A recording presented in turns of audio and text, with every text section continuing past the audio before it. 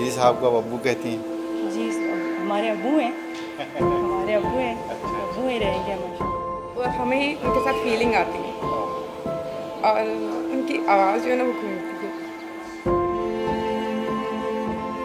पाकिस्तान का सबसे बड़ा शहर कराची एक ऐसे मुल्क और ऐसे माशरे की जीती जाती तस्वीर कि जहां कदम कदम पर नाइंसाफ़ी और अदम मसावात देखने को मिलता है। इसी माशरे में जन्म लिया एक ऐसे अनोखे इंसान ने कि जो लगता है कि इस दुनिया में सिर्फ़ और सिर्फ दुखी इंसानियत की खिदमत करने के लिए ही आया था। अब्दुल सत्तार ईदी एक ऐसा नाम, एक ऐसा शख्स जो दुखी इंसानियत की खिदमत के लिए ही इस दुनिया में आया और जो हज़ारों बेआसरा ख़वातीन और लावारिस बच्चों का सहारा बन गया।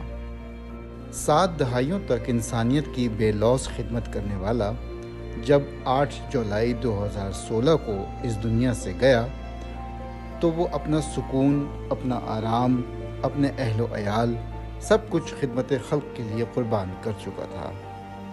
हर लम्हा, हर घड़ी मदद के लिए तैयार रहने वाला अब्दुल सत्तार ईदी अपने आखिरी अय्याम में भी खिदमत खल्क से न रुका और अपनी आँखें अतिया करके न उसने हमें हैरान किया न परेशान किया, क्योंकि हम जानते हैं कि ईदी ऐसा ही था।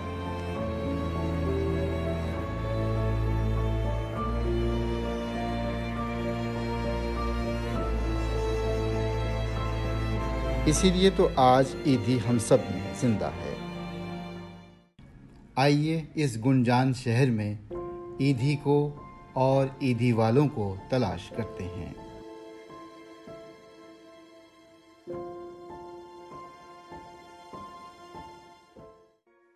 ये क्लिफ्टन है। इसका शुमार पाकिस्तान के महंगे तरीन इलाकों में किया जाता है, मगर यहाँ एक खूबसूरत बंगला ऐसा भी है कि जहाँ ना तो दौलतमंद रहते हैं और ना ही रईसज़ादे। ये बंगला घर आंगन है लावारिस और यतीम बच्चियों का और इनकी दरसगाह भी। इस बंगले की कहानी क्या है, फैसल ईदी बताते हैं। ये अब्दुल्ला शाह गाज़ी के जो गद्दी नशीन है, एक फ़ैमिली है गद्दी नशीन, इनके ये विरासत में इनको मिलती है। इनमें से कुछ एक भाई जो है वो उन्होंने नया ये घर बनाया था अपने लिए, तो इसमें इनके ख़ानदानी झगड़े भी होते हैं।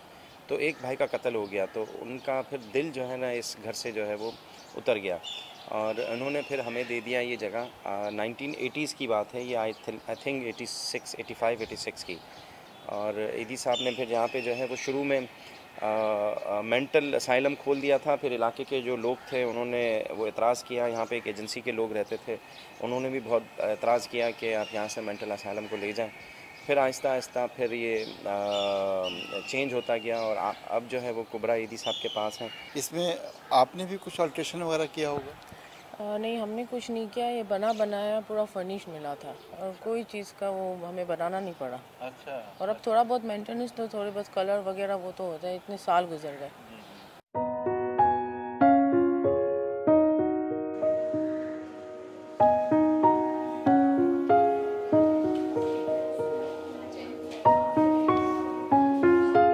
ईदी फाउंडेशन के कई इमदादी कामों में से एक नुमाया काम बेघर, मुफलिस और लाचार औरतों को सहारा देना भी था। इंसानियत के आंगन में जो पौधा बरसों पहले उन्होंने लगाया था वो आज तनावर दरख्त बनकर दर्दमंदों को खुशियों के समर दे रहा है।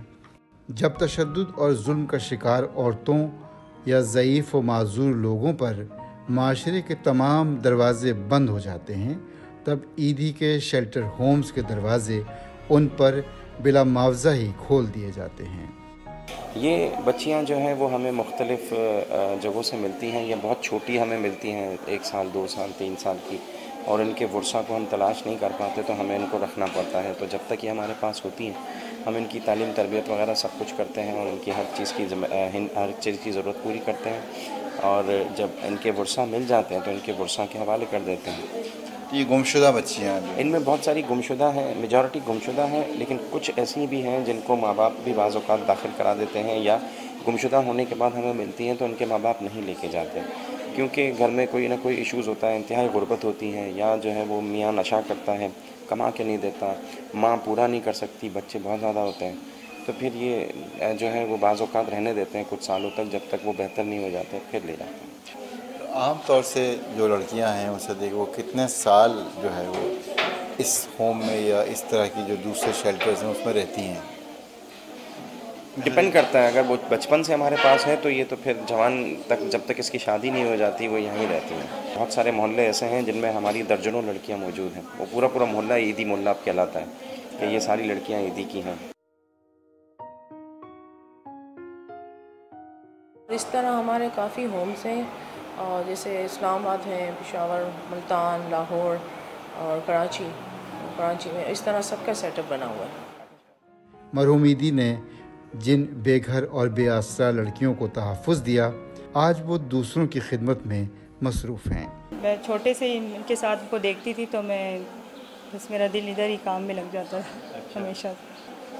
यहाँ पे बच्चों को हर तरह की मतलब माशाल्लाह एजुकेशन देते, लाइक कंप्यूटर, स्कूल एजुकेशन और सिलाई वगैरह सब माशाल्लाह हर चीज़ बच्चे यहाँ पे लर्न करती है।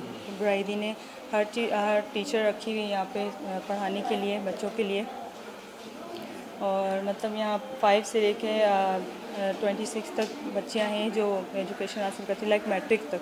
यहाँ बच्चे जो भी आते हैं तो उनको ऐसा लगता है कि जैसे जन्नत में आ गए माशाल्लाह, वो उन्होंने ऐसा माहौल दिया हुआ है। मेरे अब्बू, हम अल्लाह जन्नत नसीब करे, उनकी जो तरबियत है हमें माशाल्लाह, वो जिस तरह से मेहमान आते थे और इतना अर्ली आ जाते थे और सब देखते थे, वही हम उसी चीज़ को लर्न कर रहे हैं, उसी चीज़ को फॉलो कर रहे हैं और हमेशा करते रहेंगे। फैसल भाई हमारे साथ हैं, कुबरा ईदी माशाल्लाह, सब मिलके हम सब करेंगे ये काम को, इस काम को आगे बढ़ाएंगे इंशाल्लाह। अच्छा, ईदी साहब को अब्बू कहती हैं? जी, हमारे अब्बू हैं, हमारे अब्बू हैं, अब्बू ही रहेंगे हमेशा। पूरी दुनिया में जो बच्चियाँ हैं वो उनकी बेटियाँ हैं, उनके लिए हर बच्ची उनके लिए बेटी थी। जो भी बच्ची आती थी या जो भी वो मिलते थे वो कहते थे मेरी बेटी है। तो बस हम इस मिशन को लेके हमेशा चलना चाहते हैं। वो हमेशा दिल में, हमेशा बच्चे हर वक्त याद करते हैं अब्बू को। इतना रौनक होती थी अब्बू के आने से। अब कमी महसूस होती है, बहुत कमी महसूस होती है। फैसल भाई हैं माशाल्लाह, तो उनकी उसमें झलक है माशाल्लाह, वो हमेशा रहेगी।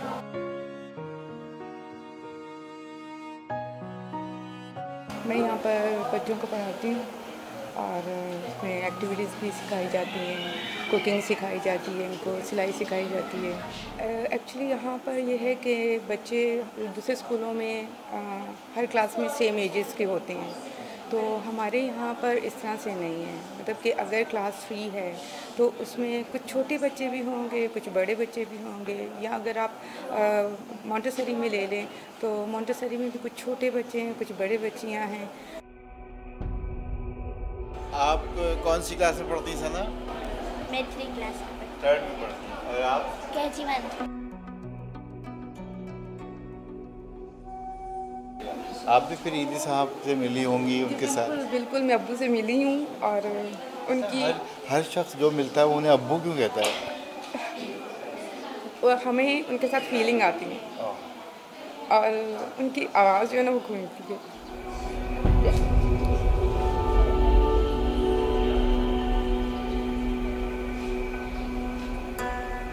हम हमेशा उनको याद करते रहेंगे, क्योंकि उनके काम, उनकी बातें सब हमें याद है, और वो भूलने वाली शख्सियत नहीं है कि हम लोग उनको भूल सकें। और मैंने छोटी थी मैं, जब से मैं सब ये देख रही हूँ, तो उनके लिए बहुत इज़्ज़त है, और खुदा उनको अच्छी जगह पे रखे। अल्लाह ने इनको चुना, ईदी साहब को, बिल्किस ईदी को। उनको देख के छोटे से ही हमें भी दिल में आता था हम ये काम करें। वैसे तो हर इंसान ये चाहेगा, जैसे माँ बाप ये काम करते हैं तो छोटे बच्चे भी यही सोचेंगे। तो मुझे तो छोटे से ही था। फैसल भी थे, हम साथ साथ जाते थे अम्मी अब्बू के। कोई जैसे कोई इमरजेंसी हो गई या किसी को मरीज़ को पहुंचाना हो या मैयतों को पहुंचाना हो, चाहे किसी भी गांव, किसी शहर, तो हम तो अपने अम्मी अब्बू के साथ चले जाते थे। तो छोटे से ये जज्बा आया हमारे अंदर। और हमने ये हिम्मत और खुशी से किया और अभी आगे अल्लाह ताला इस हिम्मत को रखे। ईदी होम्स की कारकर्दगी देखने के लिए दुनिया भर से मारूफ लोग ईदी साहब से मिलने आया करते थे। माहिरीन और सिफारतकारों की आमद का सिलसिला आज भी जारी है। When Mr. Eidi passed away, I read lots of articles about him, and also everyone in Afghanistan was honoring him on social networks and especially Facebook. I heard lots of things about him on Facebook, and after reading all these articles and seeing lots of pictures, I feel that he has been a great person who sacrificed, who spent all his assets for human being welfare with no consideration, with no hope for any sort of profit. And I really respect him as a human being first, and as Afghan and as a Muslim.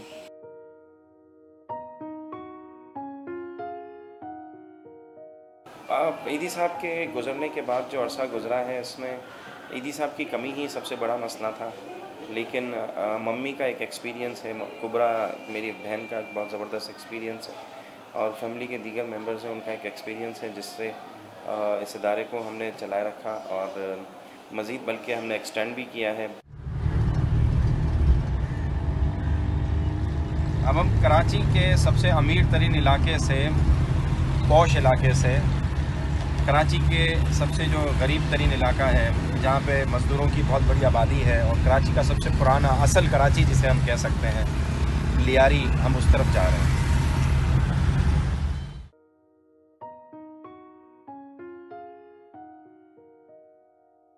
ये Lyari gate कहलाता है, Lyari town यहाँ से शुरू होता है, और यहाँ पर आपको मैं लेके जा रहा हूँ। हमारा एक मैटरनिटी हॉस्पिटल है जिसको हम इस साल इंशाल्लाह जनरल हॉस्पिटल में कन्वर्ट कर देंगे, और 100 बेड हॉस्पिटल होगा। इसमें हमारे जो है वो मिडवाइफ और नर्सिंग ट्रेनिंग का भी एक इंस्टीट्यूशन स्कूल इसके साथ जुड़ा हुआ है, उसको हम विज़िट करेंगे। हॉस्पिटल भी हम पूरा विज़िट करेंगे और आपको जो है वो दिखाते हैं कि लियारी टाउन में हम किस तरीके से काम कर रहे हैं और यहाँ पे लोगों की तालीम और तरबियत कैसे कर रहे हैं।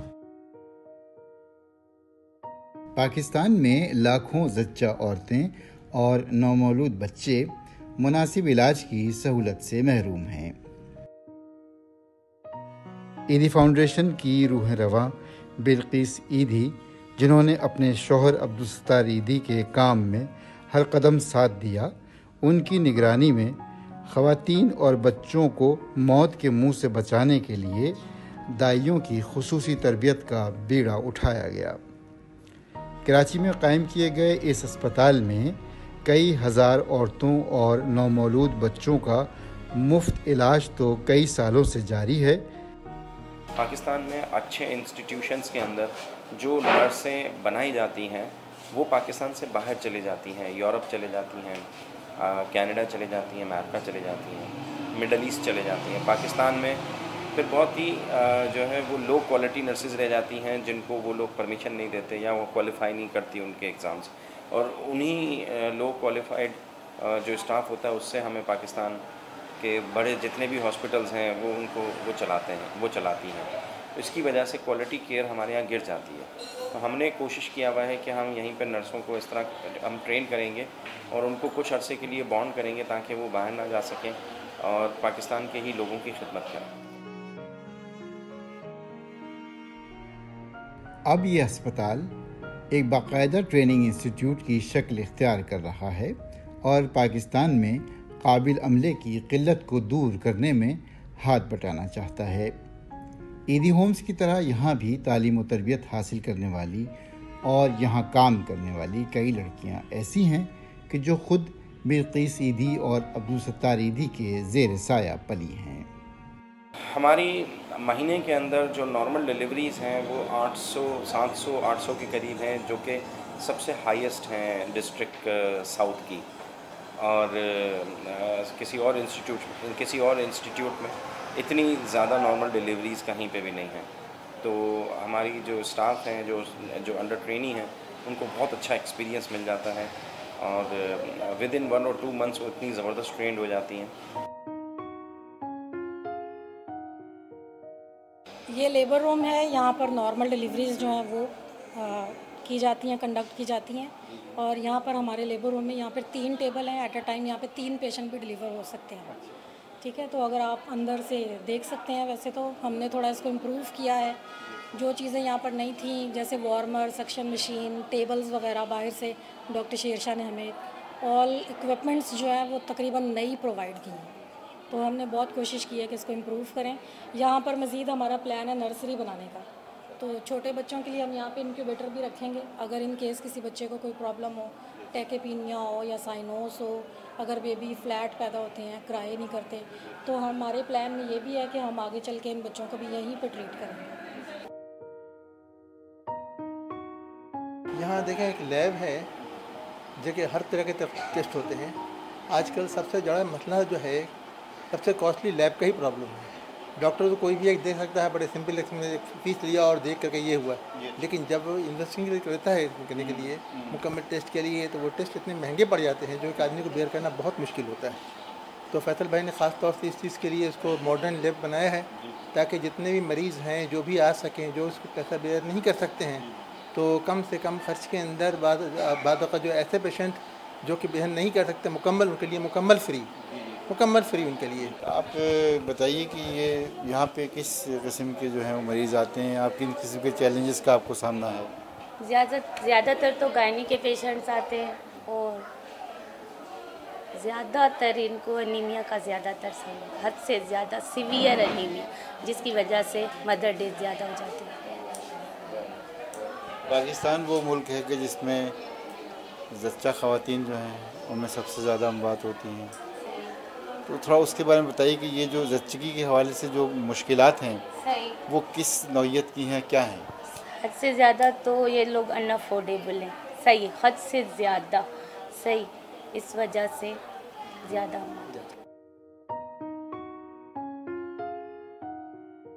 जो सिचुएशंस जिसमें ख़ुराक की कमी है, बच्चे की ग्रोथ जो है वो स्लो होना है, और खून की कमी है, तो किस तरीके से उनको टेकल करना है, और मकामी तौर पे हम किस तरीके से कौन सी फ़ूड इस्तेमाल करें। हमारी कोशिश होती है कि हम मेडिसिन को ज़्यादा प्रमोट ना करें और मल्टीनेशनल कंपनियों को जो है वो प्रमोट ना करें, और ये जो बिज़नेस है उसको ना करें। ऐसे फ़ूड को जो है वो प्रमोट करें जो सस्ता भी है और न्यूट्रिशनल है, और इससे जो है वो आम ईज़िली आसानी से अवेलेबल है। माँ के दूध से और क्या बेहतर होगा? वो तो बच्चा पैदा होने के बाद, जब माँ के दूध में खून की कमी है तो फिर आपको कुछ ऐसी चीज़ें खिलानी पड़ती हैं जिससे जो है ना वो खून की कमी पूरी हो जाए। हमारे यहाँ पे औरतों में भी अब जो है वो तंबाकू का इस्तेमाल बहुत बढ़ गया है, तमाम तर कम्युनिटी में। पहले तो चलो कुछ कम्युनिटी में था, लेकिन अब तो तकरीबन बहुत सारी कम्युनिटी में वर्किंग क्लास की ये फैलता जा रहा है, और इसको रोकने के लिए खातिर ख्वाह कोई काम नहीं किया गया।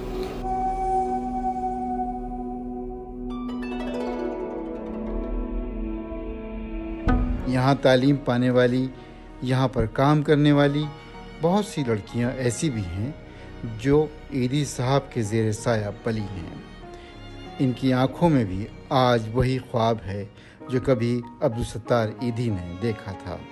देखें, हम जो न्यू जनरेशन को देंगे और वही एक असासा होता है, और अनफॉर्चुनेटली ईदी साहब की तो खैर बहुत ज़्यादा मेहनत थी, उन्होंने अपनी नई जनरेशन को बहुत सारी चीज़ें दी। हमारा फ़र्ज़ बनता है कि इसको हम आगे लेके चलें, और हमारी जो मौजूदा जो हम असर मेरे जो साथ जीने वाले लोग हैं, हम अपनी आने वाली जनरेशन को कुछ ऐसी चीज़ें देके जाएं जिस पे वो फ़ख्र कर सकें, और इंशाल्लाह हम इसमें काम कर रहे हैं।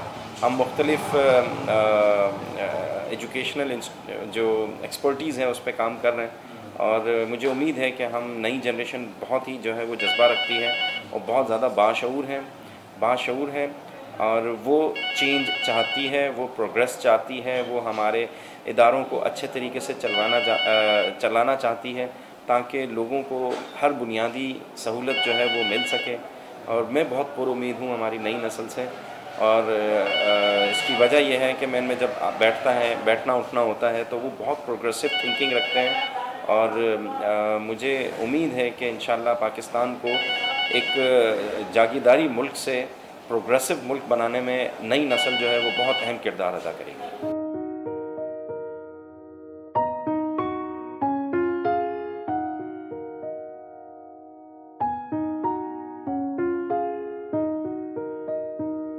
48 बरस तक सिर्फ एम्बुलेंस चलाने वाला ईदी मरहूम इंसानियत की गाड़ी को मुसलसल धक्का देता रहा। बकौल ईदी, मैंने आज तक ज़िंदगी में सिवाय एम्बुलेंस के कोई और गाड़ी नहीं चलाई। एक मुतवस्सित घराने से ताल्लुक़ रखने वाला अब्दुल सत्तार ईदी कौम की किस्मत का एक ऐसा चमकता सितारा बना कि जिसने अपनी चमक से कई हज़ार लोगों के दिल रोशन किए, घरों से अंधेरा मिटाया और उनकी आँखों को ख्वाब देखने पर आमादा किया। यही वो जज्बा था कि जब ईदी ने खुद इंसानियत का कशकोल लिए सड़कों पर भीख तो मांगी मगर अपनी कौम का सर झुकने न दिया। बकौल ईदी, ये मेरी नीयत नहीं कि मैं किसी के पास जाकर मांगूं, बल्कि मैं चाहता हूं कि कौम को देने वाला बनाऊं। लावारिसों का वारिस, बेआसरों का सहारा, इंसानियत के लिए अपनी ज़िंदगी वफ़ कर देने वाला ईदी आज महज एक नाम नहीं बल्कि एक कैफियत और एक नज़रिया बन चुका है। हम ईदी की तलाश में जब निकले तो हमें जगह जगह कई ईदी मिले, ईदी वाले मिले। इंसानियत का नया नाम अब्दुल सत्तार ईदी है।